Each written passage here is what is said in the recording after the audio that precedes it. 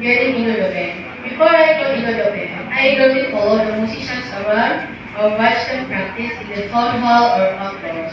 I even asked my friends to walk along the beach, prepare of bottles and shop plastic bottles with styles of rhythm or cola cans filled with pebbles. We made noises loudly. Little by little, they all got tired of following me around. I knew it was time to try out the real deal. I did a few auditions. The first time was a disaster. I could guess my breath and I started to cry. I just wanted to run home, but the leader was very understanding. He fixed an equipment for the following week. He explained how to relax and do breathing techniques. So I practiced everything he told me. I went around the house making drum noise, bass noise, and piano sounds.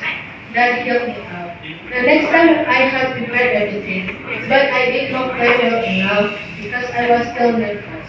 But not as much as the first one. I told the leader that I need a bit more time. The third time was a completely different story. I enjoyed it. Then on Saturday morning, I played in front of the whole band and played club. The leader said, "Let's welcome Peter to the band. He deserved his place." I was just so happy and I was very proud of myself. They gave me the bench. Give applause.